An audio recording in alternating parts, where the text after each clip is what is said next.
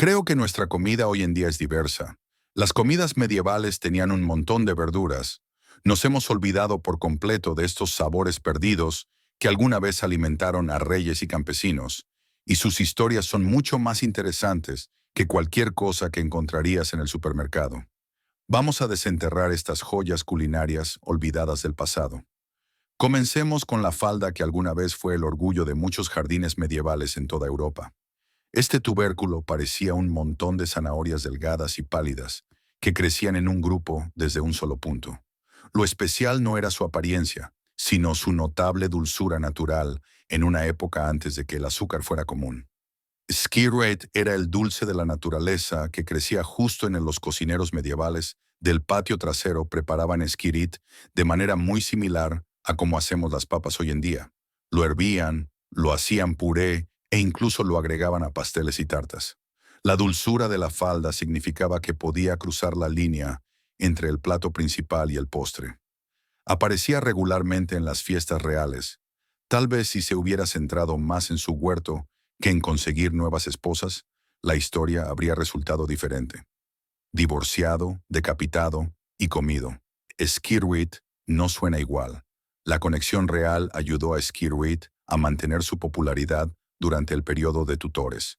Entonces, ¿por qué no comemos Skirwit hoy cuando las papas llegaron de las Américas?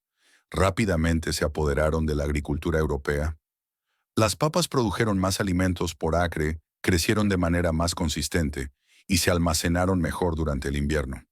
Las papas básicamente aparecieron e intimidaron a Skirit hasta eliminarlo. El equivalente agrícola de robar el dinero del almuerzo de alguien, gradualmente Skirit desapareció de los jardines y las mesas de la cena. Algunos historiadores de alimentos dedicados y los jardineros tradicionales todavía cultivan faldas hoy en día. El sabor se describe como dulce y a nuez con toques de chiribía y zanahoria. Algunos dicen que tiene notas de coco, o sabores de vainilla que la gente medieval no habría reconocido, pero que ciertamente disfrutaban sabores como el coco. Dijo ningún campesino medieval jamás, mientras que la falda se desvaneció en la oscuridad, otro tubérculo logró persistir un poco más, aunque con un atractivo bastante diferente para las papilas gustativas medievales. Alguna vez oí hablar de una crisis de identidad vegetal. Conozca a Alexanders, la antigua planta que quería ser todo a la vez antes de que la col rizada y las espinacas dominaran las tiendas naturistas. Solo los has visto tropezar con sus propios pies. Alexander alguna vez fue un vegetal básico en toda Europa, particularmente en el Mediterráneo. De hecho, los romanos la trajeron a Gran Bretaña, donde se extendió como la pólvora a lo largo de las zonas costeras. Cada parte de la planta era útil. Los tallos se podían comer como apio. Las hojas funcionaban como espinacas o perejil. Las raíces sustituían a las chiribías e incluso las semillas se podían usar como especia picante. Lo añadía a casi todo.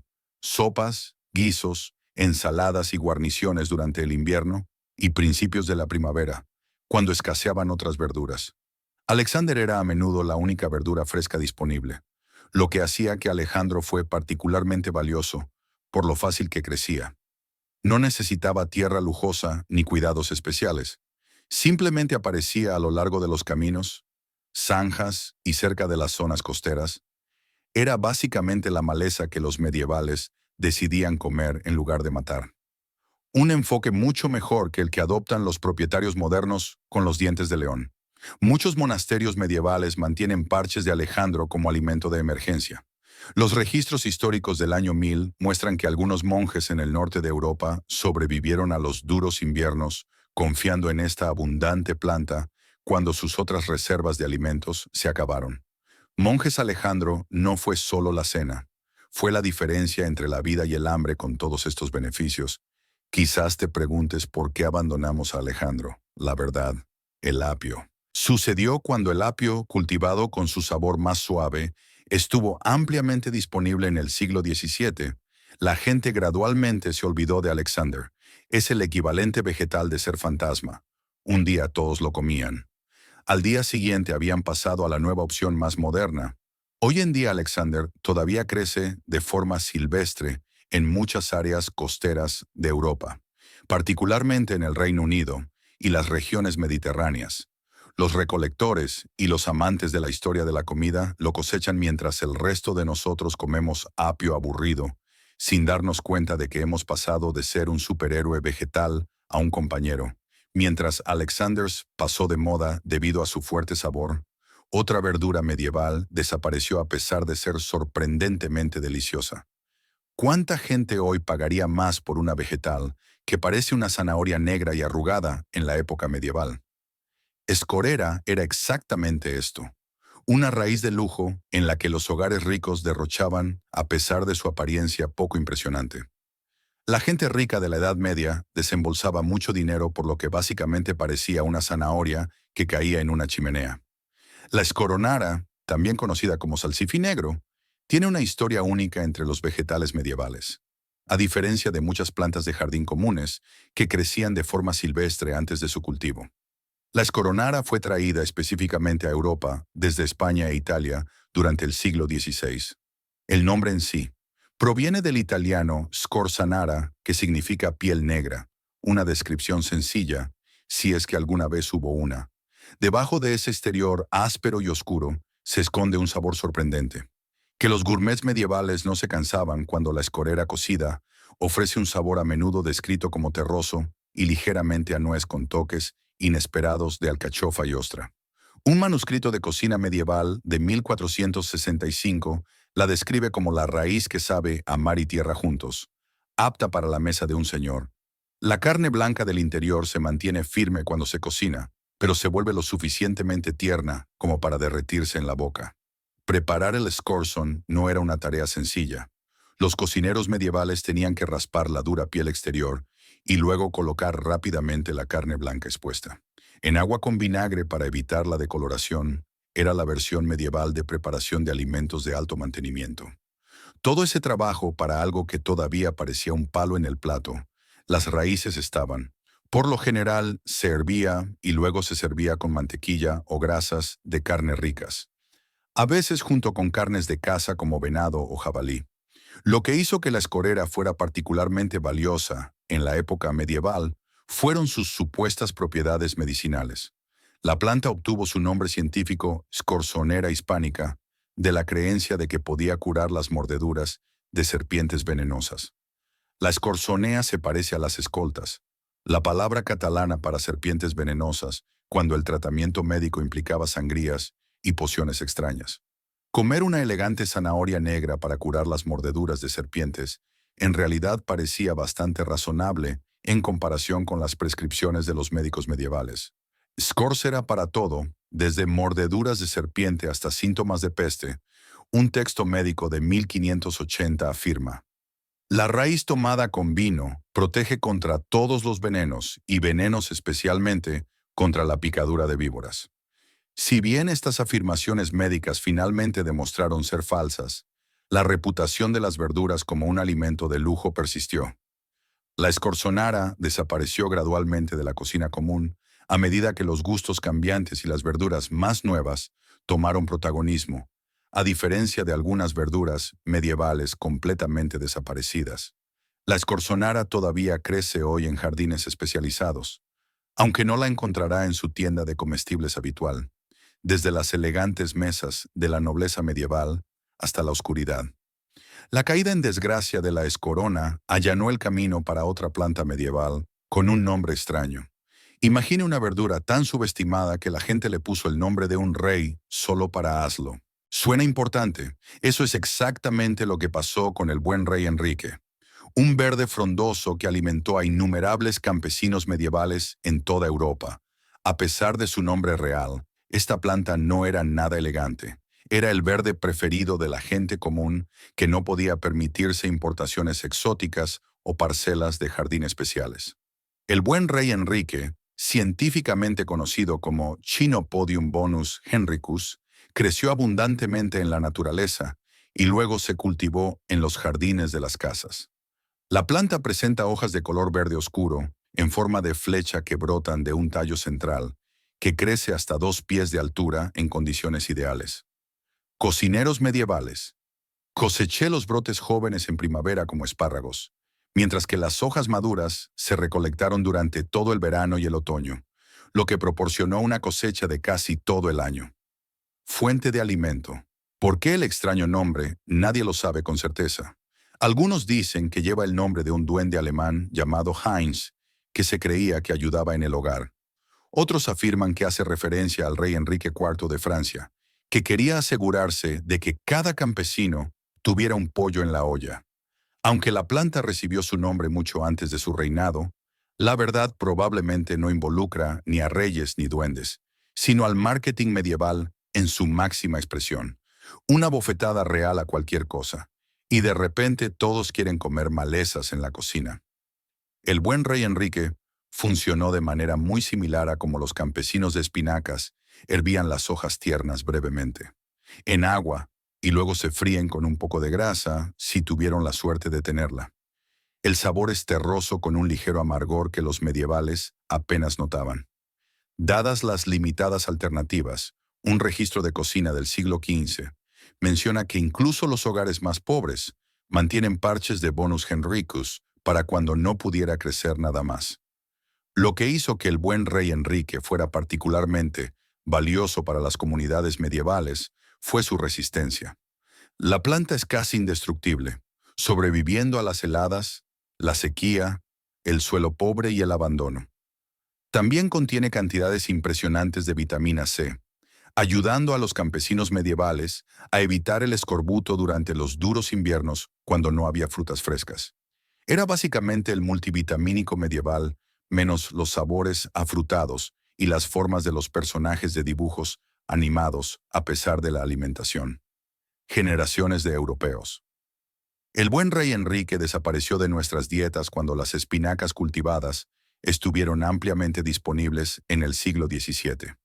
Ofrecía un sabor más suave y hojas más grandes, lo que la hacía más atractiva para los gustos cambiantes en el siglo XIX. Good King Henry había sido relegado a forraje para el ganado y finalmente olvidado por completo hoy en día. Esta resistente planta todavía crece silvestre en muchas partes de Europa. La gente se queja de que los plátanos maduran demasiado rápido, pero los entrometidos eran todo lo contrario. Había que esperar hasta que prácticamente, convertida en papilla, esta extraña fruta medieval no solo era rara, sino que exigía paciencia extrema por parte de cualquiera que quisiera comerla. El entrometido científicamente conocido como Mspilus germanica parece una pequeña manzana de color rojizo con un fondo muy abierto que revela sus 5 semillas. Los entrometidos crudos son duros como piedras y extremadamente amargos, completamente no comestibles, a diferencia de la mayoría de las frutas que se comen mejor cuando los entrometidos maduros requerían un proceso llamado bletting antes de poder disfrutarlos. El sangrado implicaba recoger los frutos después de la primera helada y luego almacenarlos durante semanas hasta que ablandados y fermentados ligeramente. La forma correcta de almacenarlos era colocarlos sobre paja con el extremo del tallo hacia abajo, y luego esperar y esperar y esperar un poco más de gente medieval. Por lo general, se esperaba de 2 a 3 semanas hasta que las frutas se volvieran de color marrón oscuro y arrugadas, con una pulpa que tenía la consistencia de puré de manzana. Un manuscrito del siglo XIV describe la textura ideal para el entrometido, tan suave como el estiércol y dulce como la miel. No es exactamente el eslogan que pondrías en una exhibición de frutas moderna, pero la gente medieval sabía lo que estaban haciendo. La espera transformó la pulpa dura y astringente en algo delicioso con un sabor único, descrito como una mezcla de canela, puré de manzana, vino y miel. A pesar de la preparación inusual, los entrometidos eran increíblemente populares en todo el mundo. En la Europa medieval aparecen en numerosas recetas y registros de fiestas de los siglos XII al XVI. Un inventario de castillos de 1467 enumera más de 20 fanegas de entrometidos. Almacenados para el invierno, claramente valían la pena. La espera, los entrometidos, tenían varias ventajas que los hacían valiosos para los hogares medievales. Maduraban a finales de año, cuando otras frutas frescas desaparecían. Hace tiempo, una vez sangradas, se podían comer crudas sacando la pulpa con una cuchara cocidas en conservas o fermentadas para convertirlas en un tipo de sidra. Y a diferencia de muchas frutas, tenían un alto contenido de vitamina C, lo que ayudaba a prevenir el escorbuto durante los meses de invierno. El entrometido incluso se ganó un crudo apodo en la Inglaterra medieval, Open Arse, debido al extremo inferior abierto de la fruta, humor medieval. No fue exactamente sutil. Este apodo aparece en numerosos escritos, incluidas las obras de Shakespeare, que muestran cuán familiarizadas estaban las personas medievales con este ahora olvidado. La fruta, lo que causó la desaparición del entrometido, en pocas palabras, ganó la conveniencia a medida que el transporte mejoró y los cítricos importados estuvieron más disponibles durante todo el año. La gente perdió la paciencia con las frutas que necesitaban semanas de almacenamiento cuidadoso antes de que pudieran ser consumidas a principios del siglo XIX. Los entrometidos habían desaparecido en su mayoría de los mercados y jardines. El extraño periodo de espera requerido para los entrometidos podría haber sido demasiado para la mayoría de las personas, pero al menos finalmente sabían bien que es más de lo que se puede decir de nuestra próxima verdura olvidada. Hablemos de la col mofeta, una verdura medieval cuyo nombre es solo. Debería contarte todo lo que necesitas saber sobre por qué desapareció de nuestras mesas. Algunos alimentos tienen olor. Eso te hace preguntarte si los pueblos medievales tenían narices trabajadoras. Esta planta picante en realidad se consumía en partes de la Europa medieval, especialmente en épocas en las que la comida era escasa. El repollo zorrillo, científicamente conocido como Photitis simplarpus, crece naturalmente en zonas húmedas y pantanosas de toda Europa y partes de América del Norte. La planta presenta hojas grandes parecidas a las del repollo que pueden crecer hasta 2 pies de largo cuando se daña cualquier parte de la planta. Libera un fuerte olor parecido al de un zorrillo que se puede detectar a varios metros de distancia. Este olor sirve como un mecanismo de defensa natural contra los animales que podrían de lo contrario. Cómelo, aunque los humanos medievales aparentemente estaban más decididos que la criatura promedio del bosque. La preparación de zorrillo. El repollo era nada menos que un maratón de eliminación de olores. Los cocineros medievales primero hervían las hojas tiernas en al menos 3 cambios de agua, a veces agregando vinagre salado o ceniza de madera para ayudar a neutralizar el olor. Después de este extenso proceso, las hojas generalmente se cortaban y cocinaban nuevamente con sabores fuertes como ajo, cebolla y cualquier hierba disponible. Las instrucciones de cocción también podrían haber dicho: hervir hasta que tus vecinos dejen de quejarse del olor. La planta aparece a principios de primavera, a menudo mientras todavía hay nieve en el tierra, lo que la convierte en una de las primeras verduras frescas disponibles después del invierno para las comunidades que habían agotado sus vegetales almacenados y padecían falta de vitamina C. Esas hojas malolientes podían prevenir el escorbuto y proporcionar nutrientes esenciales durante la brecha de hambre antes de que otros cultivos estuvieran listos. Varios textos médicos medievales mencionan el repollo zorrillo como remedio para diversas dolencias. Un manual de curación del siglo XIII recomienda pícuses hechos con las hojas para reducir la hinchazón y tratar problemas respiratorios. Es discutible si estos tratamientos funcionaron, pero el fuerte olor podría haber convencido a los pacientes de que algo poderoso estaba sucediendo, o al menos les hizo olvidar su dolencia original. El repollo zorrillo perdió popularidad a medida que la comida se volvió más abundante y el comercio trajo alternativas de mejor sabor a Europa a finales de la Edad Media. La gente aparentemente se había dado cuenta de que la comida probablemente no debería oler como si algo hubiera muerto en su cocina. El golpe final a la carrera culinaria del repollo zorrillo llegó con la introducción de vegetales de primavera más sabrosos que no requerían una preparación tan elaborada. Mientras que el repollo zorrillo desafió el sentido del olfato de las personas, otra hoja verde puso a prueba a las autoridades religiosas medievales de una manera completamente diferente. No podía soportar su reputación. Este verde frondoso que ahora adorna los elegantes platos de los restaurantes, alguna vez fue considerado tan problemático que algunas comunidades religiosas en realidad lo prohibieron en sus jardines. La rúcula, conocida hoy como rúcula, se ha cultivado en todo el Mediterráneo desde la época romana. Su distintivo sabor picante la hizo popular en ensaladas antiguas mucho antes de que los chefs modernos la redescubrieran. Las delgadas hojas Loed crecen rápida y fácilmente en la mayoría de los climas. lo que debería haberla convertido en un alimento básico en los jardines medievales de toda Europa. Pero la rúcula tuvo un problema de relaciones públicas que casi llevó a su desaparición durante la Edad Media. La rúcula se ganó una reputación como afrodisíaco, un alimento que podía aumentar el deseo sexual en este. La reputación no se basó enteramente en la superstición. El cohete contiene compuestos que aumentan la sangre, fluir y puede actuar como un suave estimulante, en una época en la que las autoridades religiosas controlan gran parte de la vida diaria. Cualquier alimento que se creía que excitaba las pasiones era visto con sospecha.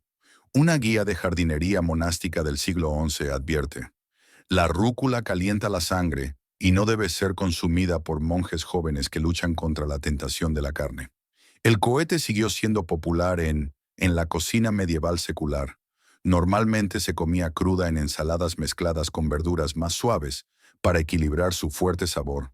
Algunos médicos la recomendaban para mejorar la digestión y limpiar los senos nasales, beneficios que no tenían nada que ver con su reputación más controvertida a finales de la Edad Media, cuando otras verduras de hoja se cultivaron más ampliamente. La rúcula desapareció gradualmente de las mesas europeas. Las variedades de lechuga que eran más suaves, más grandes y más fáciles de cultivar reemplazaron las hojas picantes en la mayoría de los jardines. La hoja que era demasiado picante para las papilas gustativas medievales y demasiado picante para la moral medieval fue expulsada de la cocina. La desaparición del cohete de jardín duró varios siglos hasta que los inmigrantes italianos lo recuperaron. A la atención popular a principios de 1900, hoy en día la rúcula es una de las verduras para ensalada más modernas que aparece en los restaurantes de todo el mundo. Los nutricionistas modernos la elogian por estar repleta de vitaminas, minerales y antioxidantes, beneficios que los medievales reconocieron sin comprender la ciencia detrás de ellos, mientras que la rúcula desapareció principalmente debido a su controvertida reputación. Nuestra próxima verdura medieval desapareció por una razón mucho más práctica. Nuestro próximo cultivo medieval fue interesante por una razón completamente diferente. ¿Comerías algo que también se usaba para teñir la ropa de azul? Era más famoso por teñir telas que por llenar los estómagos en la Europa medieval. La planta Duelve contiene un tinte azul natural, que fue la única fuente de color azul en Europa durante siglos. Hacer estrella no era agradable. Requería fermentar hojas trituradas en orina humana. Los trabajadores medievales eran fáciles de identificar en una multitud. Eran la gente azul, nadie quería estar al lado. Pocas personas saben que Dobibelbi también se comía. Las hojas tiernas se podían cosechar como espinacas antes de que se volvieran demasiado amargas durante las hambrunas. La gente comía de mala gana, aunque un registro de 1317 señala: proporciona poco alimento y vuelve la lengua azul. De Asia estuvo disponible con mejores opciones alimenticias y tintes más baratos. Desapareció rápidamente de los jardines de toda Europa, mientras que nunca fue popular como alimento, nuestro último olvido. La verdura alguna vez tuvo un lugar mucho más respetado en las cocinas medievales antes de que el azúcar se volviera común. La gente dependía de las chiribías para obtener su dulzura. Las chiribías fueron estrellas de las cocinas europeas medievales. Estas raíces pálidas desarrollan naturalmente una dulzura intensa después de las heladas invernales. Los cocineros medievales las usaban en todo, desde guisos hasta pasteles dulces. Un libro de cocina de 1390 enumera 11 recetas diferentes de chiribías que muestran cuán versátiles e importantes eran para la cocina medieval. Dos alimentos causaron la caída de las chiribías: el azúcar y las papas, a medida que el azúcar importado se volvió más asequible.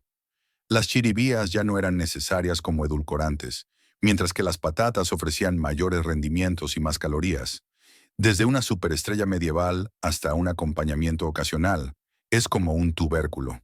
Versión de una maravilla de un solo éxito. Con el tiempo, estas 10 verduras medievales desaparecieron de nuestros platos, pero quién sabe qué alimentos olvidados podrían regresar en el futuro.